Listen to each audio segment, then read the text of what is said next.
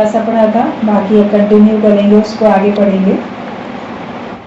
हम लोगों ने यहाँ तक पूछा था कि भगवान में जिसका पूरा विश्वास है वो अकेला कभी होगा ही नहीं। जिसको भगवान में पूरा विश्वास है वो कभी अकेला होगा ही नहीं। भगवान उसे कभी जिंदगी में अकेला रखेंगे ही नहीं। उसके साथ तो मेला होगा, मेले लगे रहेंगे, उसके साथ चारों तरफ अनेक लोग रहेंगे। जो कि मेले में क्या होता है, मेले में उत्साह, उमंग, हंसना, खुशी, नाचना, गाना। मेला मतलब प्रसन्नता। तो जो भगवान में विश्वास रखता है उसके जीवन में अंत तक प्रसन्नता रहती है। उसको प्रसन्न करने के लिए चारों तरफ भगवान ज्ञान के मेले उसके जीवन में लगा के ही रखता है। तो भगवान में जिसका पूरा विश्वास है वो अकेला कभी होगा ही नहीं। तुम गुरु की बात पे विश्वास कर लो कि तुम कभी अकेले रहोगे नहीं। तुमको गुरु इतनी अच्छी सत्संग की महफिल दे देता है कि इसमें रहो, तुम कभी अकेले रहोगे नहीं। लोग तुमको अकेला नहीं छोड़ेंगे। तुम यूजफुल हैंडल बनो गुरु के, गुरु का कार्य करो, लोग तुम्हारे पीछे पीछे चारों तरफ घूमेंगे। अच्छा एक बात बता दो, अच्छा एक भजन सुना दो, अच्छा एक पॉइंट बता दो, अच्छा मेरी ये समस्या का समाधान कर दो। आप देखोगे लोग आपको छोड़ ही नहीं रहे। अंदर में संकल्प अगर कर लेते हो कि हम गुरु का कार्य करेंगे, मैं उसका यूजफुल हैंडल हूँ, प्रभु मेरे से अपना कार्य लो, सकाम से हटके निष्काम की तरफ अगर आप चले जाते हो तो आप देखो आपका जीवन बाहरों में बीतता है। आपके जीवन में बाहरें ही बाहरें रहती हैं और आपके कभी भी अकेलापन लगता ही नहीं है। अपने ही अंदर पूछो अपने आप से कि मेरी प्रारब्ध है या मेरी इच्छा है। मैं माया में अगर जाता हूँ तो क्या मेरी प्रारब्ध है कि मेरी इच्छा है, ये अपने आप से पूछो। ब्रह्म ज्ञानी की कोई प्रारब्ध है, ड्रामा है, उसका मन भी नहीं चलेगा, पछताएगा भी नहीं, दिल भी नहीं हिलेगी, ना ही वो शादी को शादी मानेगा, ना ही शादी करके किसी का गुलाम बनेगा। जब ब्रह्म ज्ञानी हो जाता है वो उसकी अपनी कोई प्रारब्ध नहीं होती है।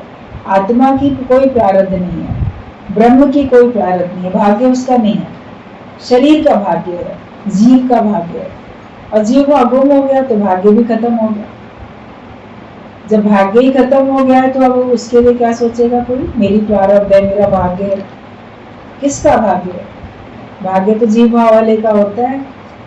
ब्रह्म का कोई भाग्य होता है क्या? आत्मा का कोई भाग्य होता है? उसका कोई भाग्य होता ही नहीं। तो ब्रह्म ज्ञानी जब होता है तो ये कहता ही नहीं कि मेरी प्रारब्ध है, मेरा भाग्य है, और वो ड्रामा करके जीव देखेगा सब खेल है, सब नाटक है। ये भी तुम कब तक देख रहे हो? जब तक तुम अपने को जीव मानो। लेकिन जब तुम ब्रह्माकार वृत्ति में हो तो तुमको हर जगह ब्रह्म ही ब्रह्म दिखाई दे रहा है। ब्रह्म ही ब्रह्म हर जगह समाया, तिसे बिना कुछ नजर ना आए। ब्रह्माकार वृत्ति वाले को ब्रह्म ही दिखेगा तो फिर ड्रामा भी कहाँ देखेगा? हम खेल देख रहे हैं, पिक्चर देख रहे हैं, ये हमारी ब्रह्म से थोड़ी कम स्थिति है। बाकी सबसे बहुत ऊंची स्थिति है, लेकिन अभी ब्रह्माकार वृत्ति से थोड़ी कम है, एक दो सीढ़ी कम है। कि हम खेल, ड्रामा, नाटक देख रहे हैं, वो हो रहा है। लेकिन जब वो स्थिति बन जाए कि नाटक भी ना दिखे, पर्दे पे पिक्चर ना दिखे, पर्दा ही दिखे, संसार का खेल ना दिखे, सिर्फ भगवान ही दिखे, वो स्थिति ब्रह्मज्ञानी की होती है। तो तुम अपने से पूछो। अब ब्रह्मज्ञानी की तो कोई प्रारब्ध है ही नहीं, उसको कोई थोड़ी बोलेगा तुम्हारा भाग्य ऐसा है, या वो बोलेगा ड्रामा ऐसा चल रहा है। उसके जीवन में भी उतार चढ़ाव आते हुए दिखेंगे, कभी मान, कभी अपमान, कभी गरीबी, कभी अमीरी, कभी स्वस्थ है तो कभी बीमार है। ब्रह्मज्ञानी के ऊपर भी ये सारी हालतें आपको दिखेंगी, लेकिन वो ये नहीं बोलेगा कि मेरा ड्रामा, मेरी जीवन की स्टोरी, पिक्चर, या उसका मन हिले। वो स्थिर है। और लोग ड्रामा देख रहे हैं, लेकिन वो ड्रामा करके नहीं देख रहा, वो तो भगवान ही करके देख रहा है। तो ब्रह्मज्ञानी की कोई प्रारब्ध है, ड्रामा है, उसका मन भी नहीं चलेगा, पछताएगा भी नहीं, और उसकी दिल भी नहीं हिलेगी। वो शादी को शादी नहीं मानेगा। अगर मान लो कोई ब्रह्मज्ञानी हो जाता है और उसकी शादी हो गई है तो वो शादी को शादी नहीं मानेगा, देखा ठीक है, ये जो भी कुछ हिसाब किताब था देह का, मुझ आत्मा में तो कुछ है ही नहीं, हम उसको क्यों याद करते रहे। मेरी तब शादी हुई थी, तब मेरा ऐसा हुआ था, अब मेरे बच्चे ऐसे, अब मेरे बच्चे ये, या बच्चे हैं कि नहीं है, ससुराल, तो ये सब उसको याद आएगा। लेकिन ब्रह्मज्ञानी को कुछ बात याद नहीं होती, बोलता है कि मैं तो शुद्ध स्वरूप आत्मा, मेरे अंदर तो कुछ है ही नहीं। तो वो शादी को शादी भी नहीं मानेगा और ना ही शादी करके किसी का गुलाम बनेगा। वो शादी अगर की हुई है और रह भी रहा है साथ में, तो गुलाम बन के नहीं रहता। जो भी सत्संग में आ जाते हैं तो वो विवाहित है, उनका पति है, पुरुष अगर आता है तो उसकी पत्नी है, संतानें हैं, पूरा परिवार है, लेकिन वो वहां रहते हुए भी निर्लेप न्यारा होकर रहता है। दादा भगवान का परिवार था लंबा चौड़ा, वहां रहते भी थे तो निर्लेप न्यारे होके रहते थे।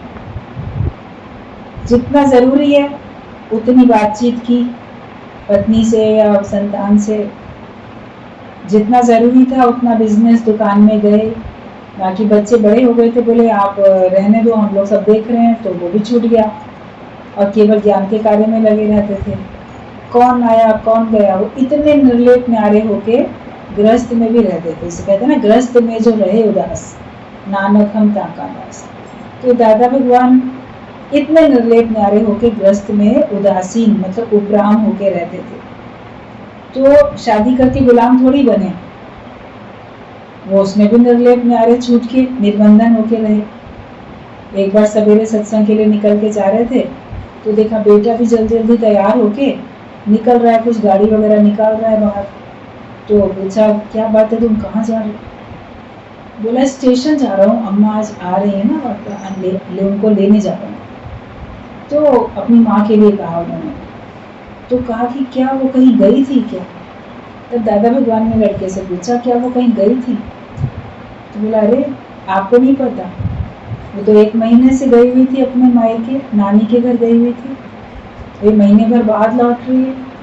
तो 1 महीने 2 महीने से कोई अगर घर से बाहर है पत्नी, और उसको पता ही नहीं कि वो घर में है कि बाहर है, कितना निर्लेप न्यारा कोई होके रह सकता है। वरना घर में जितने फैमिली मेंबर्स होते हैं, आपकी आंखें उनको गिनती रहती हैं, टटोलती रहती हैं, अच्छा फलाना अभी तक नहीं आया, इतनी रात हो गई, कहाँ है, क्यों नहीं आया, पति क्यों नहीं अभी तक आया, पत्नी क्यों नहीं अभी तक आई, बच्चे क्यों नहीं अभी तक आए, लड़की कहाँ रह गई, लड़का कहाँ रहेगा। भाई बहन जो भी घर में रहते हैं तो उनके लिए आपको ध्यान रहता है ना। मगर दादा भगवान अपने ज्ञान में इतने मस्त थे कि उनको ये ध्यान ही नहीं है, पता ही नहीं कि महीने भर से पत्नी घर में है ही नहीं, अपने मायके गई हुई है। तो ये होता है गृहस्थ में जो रहे उदास, इतना उपराम होके रहना। किसी ने उनको बंधन में नहीं डाला, उन्होंने किसी को बंधन में नहीं डाला। वो अपने ज्ञान के कार्य में लगे रहते थे, परिवार वाले अपने परिवार के कार्य में रहते थे। और ऐसा नहीं है कोई द्वेष था, आपस में प्रेम भी था, सहयोग भी था सब, लेकिन छूट के बैठे हुए थे। तो ये ब्रह्म ज्ञानी की स्थिति होती है कि वो शादी करके किसी का गुलाम नहीं बनेगा, स्वतंत्र रहेगा। वो जहाँ रहेगा स्वतंत्र रहेगा।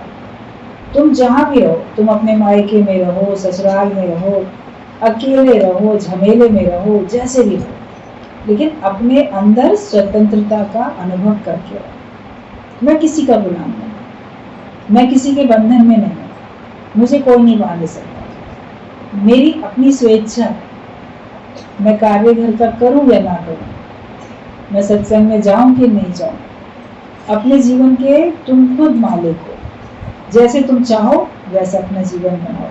जब हमने भगवान के ऊपर सौंप दिया कि भगवान जैसा जीवन मेरा बनाना चाहे बना दे, तो भगवान तुम्हारे लिए सोच रहे हैं। उन्होंने तुम्हारे लिए एक अच्छी, एक बहुत बढ़िया मंजिल बना के रखी है, उस पर रास्ता दिखा दिया। एक बहुत सुंदर मंजिल तुम्हारी है जहाँ तुम पहुँचोगे, एक रास्ता तुम्हारे लिए सत्संग का बना के दिया, तुम्हारी जिंदगी बहुत अच्छी तरह से कटे, ये भगवान ने पहले व्यवस्था कर दी है। तो उसकी व्यवस्था पे हमको विश्वास होना चाहिए। ईश्वर जो भी करता है अच्छा ही करता है। परिवर्तन है, परिवर्तन होता रहता है। मानव तू परिवर्तन से काहे को डरता है, क्यों डरे? ईश्वर जो करता है वो बहुत अच्छा करता है। तो वो स्वतंत्र होके रहेगा। उसका जहाँ पैर है वहीं खैर है। जहाँ ब्रह्म ज्ञान की कदम पड़ जाते हैं वहाँ सब बढ़िया ही अच्छा अच्छा होता है। लोग पूछते हैं क्या बात है, सब हालचाल ठीक है, खैरियत से तो हो? हाँ हाँ, सब भगवान का शुक्र है, सब खैरियत है, बोलते हैं ना लोग ऐसे। तो जहाँ ब्रह्म ज्ञानी के कदम पड़ जाते हैं वहाँ सब अच्छे इच्छा होता है। वो सबकी खैर मनाते चलता है कि सब ठीक रहें, और वो खुद भी उसका जीवन अच्छा बीतता है। उसका जहाँ भी जाना होगा वहाँ निष्काम के लिए होगा। तुम ब्रह्म ज्ञानी बनो, फिर भगवान तुम्हें जहाँ भेज देंगे वहाँ तुम्हारा जाना अब निष्काम के लिए, और सकाम के लिए जाना नहीं है। पहले सकाम के लिए कहीं भी जाते थे, संबंधियों के पास, रिश्तेदारों के पास, कहीं भी जाओ, अंदर में भाव ये लेके जाओ कि मुझे भगवान जहाँ भेज रहा है, अब मुझे सिर्फ और सिर्फ ज्ञान का काम करना। गीता भगवान की शादी हुई, शादी के समय भी उन्होंने बाद में अपनी मन की बात बताई सत्संगियों को कि फेरे भी हो रहे थे, हाथ में हाथ भी था, तो विचार यही आ रहा था कि भगवान ने इसका हाथ मेरे हाथ में दिया है, मेरा हाथ इसके हाथ में दिया है, तो इसको भी मुक्त होना। और ये फेरे हो रहे हैं तो 84 के फेरे से काटना है इसको। ये भाव, उतना शुद्ध भाव कि अगर रिश्ता जुड़ भी रहा है तो इसके 84 के फेरे कटने हैं, इसलिए भगवान हमारे साथ इसके फेरे लगवा रहा है और ये कार्य हमें करना है। तो दृढ़ निश्चय था उनका, तो देखो आज दृढ़ निश्चय था तो सफल है कि नहीं। श्याम भगवान कैसे मुक्त होकर बैठे हैं, उनके साथ साथ मीरा भगवान उनकी नंद शरीर रूप से वो कैसे मुक्त होकर बैठे हैं, और परिवार के जो लोग हैं वो भी धीरे धीरे करके जुड़ गए हैं सत्संग। उनका देवर देवरानी सब जुड़ गए सत्संग, और सब मस्त है, सब खुश है। हर एक का जीवन ज्ञान से ही खुश होता है, सच्ची खुशी ज्ञान में ही है। वरना तो इन लोग के बिजनेस पूरे वर्ल्ड में कहाँ कहाँ थे। अमेरिका में भी कितना बड़ा बिजनेस था, और भी कई कई जगह पे बिजनेस थे, तो उसके बावजूद भी सुख शांति तो सत्संग में है, ज्ञान में तो सुख शांति है। तो ब्रह्म ज्ञानी एक अगर कोई बनता है तो उससे जुड़े हुए उसके दूर दूर के परिवार के भी जो भी सदस्य कुटुंब के होते हैं, उन सबके ऊपर उसका प्रभाव पड़ता है। तुम एक ब्रह्म ज्ञानी बनो, तुम्हारी रोशनी सब तक पहुंचेगी और सबके दिल का अज्ञान का अंधेरा दूर होगा। बोलो मुझे भगवान ने चुना है हर एक के हृदय के अज्ञानता के अंधेरे को दूर करने के लिए। मैं भाग्यशाली हूँ जो मुझे भगवान ने चुना है, और मैं कर सकता हूँ। गुरु हमारे अंदर ये संभावनाएं देख लेता है और वो हमको प्रेरित करता है कि तुम कर सकते हो। ऐसे तो कोई ना कर पाए, लेकिन गुरु से जुड़े रहते हैं तो हम सब कर पाते हैं। उसकी सारी शक्ति हमको मिलती रहती है। करंट पोल से मीटर में आया, मीटर से आपके स्विच बोर्ड में आया, सब जगह आया, तो जुड़ा हुआ है ना तार, तब तो उसकी शक्ति कार्य कर रही है। जो भी कुछ बिजली से चलता है वो सब चल रहा है, लेकिन तार ही कट जाएगी तो कुछ भी नहीं होगा। तो हमारी हृदय की तार भगवान से जुड़ी रहनी चाहिए, हमारी हृदय की तार गुरु से जुड़ी रहे तो हमें सब कुछ मिलता है, उसकी सारी की सारी शक्ति हमको मिल जाती है। कि निष्काम के लिए होगा, ब्रह्मज्ञानी का जहाँ भी जाना होगा वो निष्काम के लिए जाएगा। वो अपने सुख के लिए नहीं जिएगा, पर सुखों के बदले वो परीक्षा समझता है कि सुख भोगने के लिए नहीं है, लेकिन सुख परीक्षा लेने के लिए। वो ये सोचता है।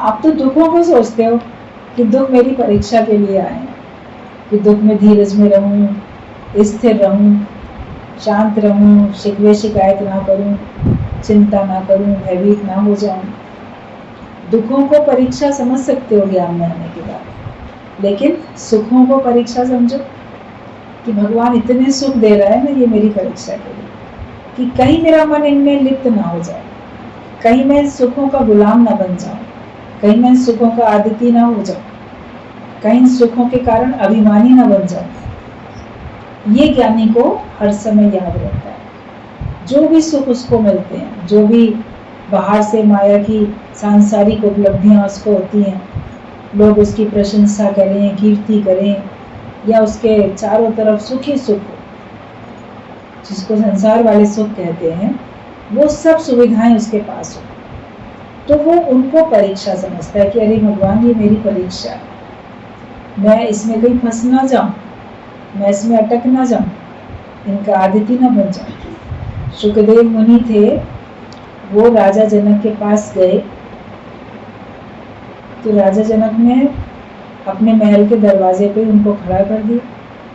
दरबार ने जब अंदर जाके कहा, सुखदेव मुनि आपसे मिलने आए हैं ज्ञान के लिए, तो सुखदेव मुनि तो वैसे ज्ञानवान थे, लेकिन अभी पूर्णता नहीं थी, तो उनके पिता ने उनको भेजा था कि जाओ तुम राजा जनक के पास जाके वो ज्ञान लेके आओ जिसको लेने के बाद कोई और ज्ञान लेना शेष ना बचे।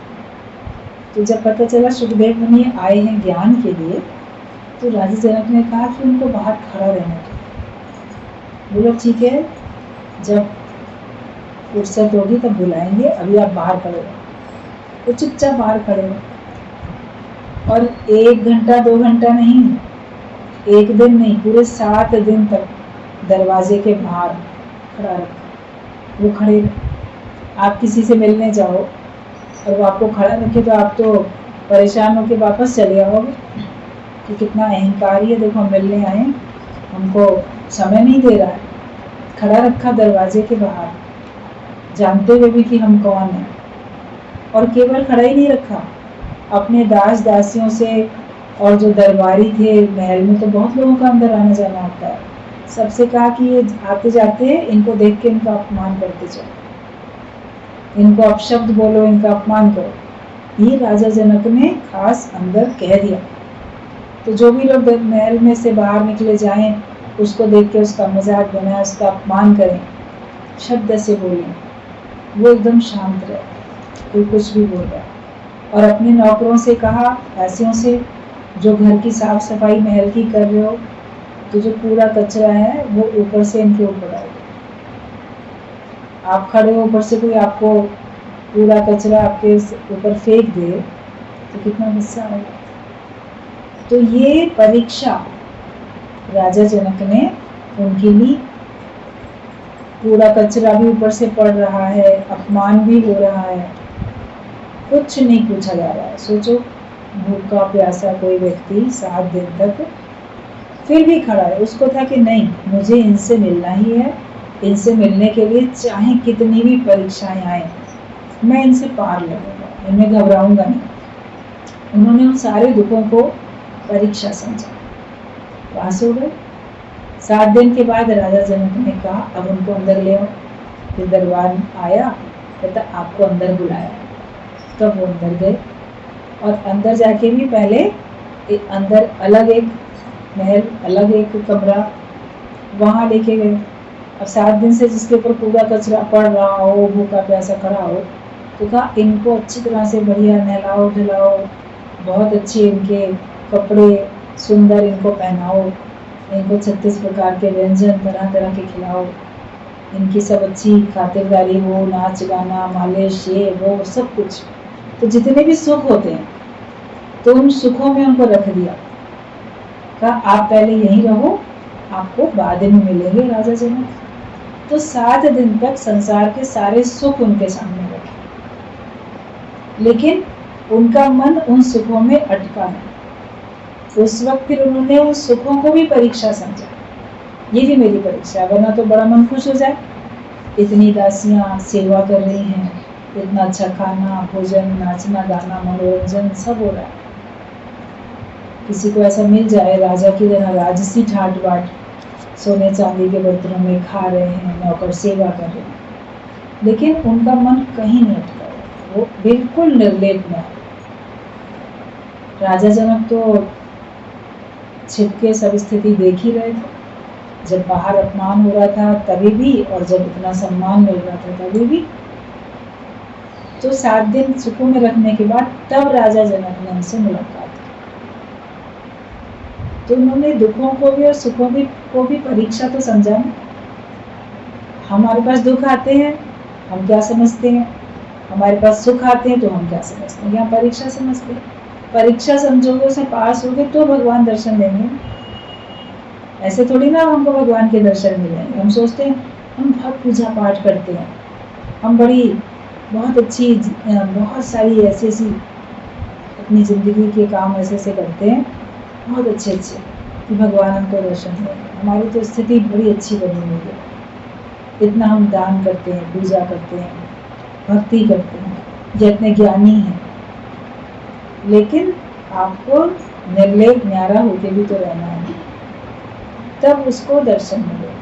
और तब जब उसने बात पूछी तो यहाँ की वो तो तुम हो ही गए, वो ज्ञान तो तुम्हें मिल ही गया। क्योंकि जिसका जीव भाव होता है तो उसको मानव पान भी लगता है, जीव भाव होता है तो उसको सुख भी असर करते हैं।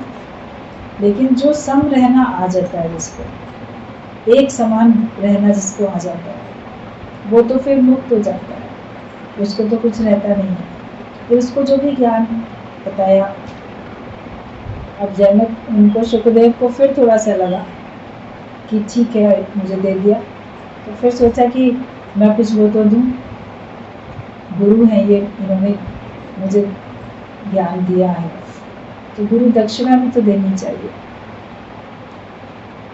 तो फिर कहता है मैं गुरु दक्षिणा में आपको क्या दूँ। तब राजा जनक ने कहा, मन में सोचा कि अभी भी इनके अंदर थोड़ा बहुत तो है ना देने का भाव कुछ अभी, तो कहा ठीक है गुरु दक्षिणा देना चाहते हो तो जो संसार में बिल्कुल निरुपयोगी चीज हो वो दे दो हमको, जिसका कोई उपयोग ना हो। और वो ऐसी चीज पूरे संसार में ढूंढ आए, हमें कहीं नहीं मिली। हर एक चीज का कोई ना कोई तो उपयोग है, कहीं ना कहीं तो काम में आती है। कूड़ा कचरा भी खाद भी बन के काम में आता है, उसको भी आप निरुपयोगी नहीं कह सकते, किसी भी चीज को निरुपयोगी नहीं कह सकते। तो जहाँ जहाँ जिसको हाथ लगाएं तो वहां से आवाज आए, अरे मैं तो निरुपयोगी नहीं हूँ, मेरा अभी भी उपयोग है, मैं अभी भी काम में आता हूँ। हर चीज को, जिस चीज को भी आगे बढ़ के सोचे ये ले जाए, दूसरा सामान ले जाए, जड़ चेतन सब कुछ ना कुछ काम के थे, आखिरकार खाली हाथ वापस आए। बोला कोई भी ऐसी वस्तु नहीं मिली जिसका उपयोग ना हो, निरुपयोगी चीज जो है। बोला फिर बस ये जो हमारा जीव भाव है ना, देह अध्यास, इसका कोई उपयोग नहीं, ये निरुपयोगी चीज है। राजा जनक ने कहा तुम बस अपना जीव भाव में गुरु दक्षिणा में दो, आज से तुम जीव नहीं हो, बस ब्रह्म हो। जो दे दिया फिर वो तुम्हारे पास पलट के आना नहीं चाहिए ना। जब हम कोई चीज किसी को दान में दे देते हैं, फिर उस चीज का इस्तेमाल खुद थोड़ी करते हैं। तो अगर हमने अपना जीव भाव दे दिया, देह अध्यास हमने अपना दे दिया, देह का भाव, मैं देह नहीं हूँ, तो वापस देह बन के क्यों सोचेंगे, वापस देह बन के कोई कार्य हम क्यों करेंगे। तो कहा यही निरुपयोग, इसका कोई उपयोग नहीं। जीव भाव तुमको सिर्फ दुखों में 84 लाख योनियों में तो लेके जाएगा, उसका कोई अच्छा उपयोग है। तो वो गुरु दक्षिणा में वही देके चला। उसके बाद वो बिल्कुल अपने को देह से उपराम करके चलता था, और उसको देखकर भी लोगों को देह का भाव नहीं आता था। वो इतना आत्मा में रहते थे, इतने ब्रह्म में उनकी स्थिति थी कि उनको देख के किसी को लगता ही नहीं था कि कोई पुरुष जा रहा, कोई लड़का जा रहा, क्योंकि उनके अपने अंदर में वो भाव नहीं था। जिसके अपने अंदर में जो भाव होता है, सामने वाले को भी वैसे ही नजर आता है। आप अपने को ब्रह्माकार वृत्ति में ले आओ पक्की तरीके से, तो आपको चारों तरफ वही दिखाई देगा, और फिर और लोग भी आप में वही ब्रह्म ही देखेंगे। जब आप किसी को देख करके नहीं देखोगे तो आप देखोगे कि उनकी दृष्टि भी बदलती जा रही है। वो लोग भी अब आपको संबंधी करके, ब्रह्म करके, क्या करके पहले देखते थे, अब क्या करके देखते हैं। संबंधी करके तो नहीं देखेंगे, अब वो लोग भी आपको ब्रह्म करके देखेंगे।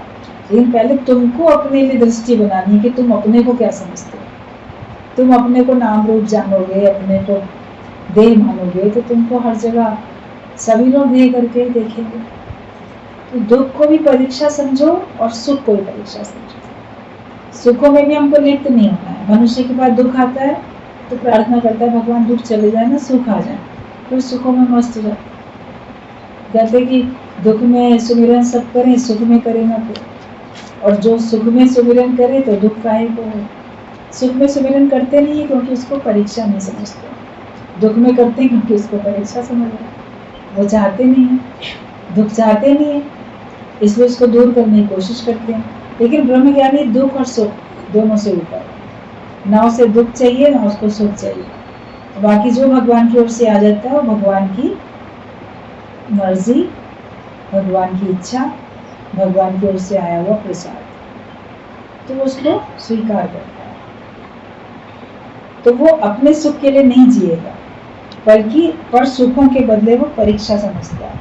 सुख भोगने के लिए नहीं है, पर परीक्षा के लिए। जो भी सुख है वो हमको भोगने के लिए नहीं है, वो परीक्षा के लिए। ज्ञानी अकर्ता अभोक्ता है। जो ज्ञानी है वो अकर्ता भाव में रहता है और वो अभोक्ता है। ज्ञानी की इच्छा ना होते हुए भी भावी और ड्रामे से उसके शरीर का रहना खाना घूमना होगा।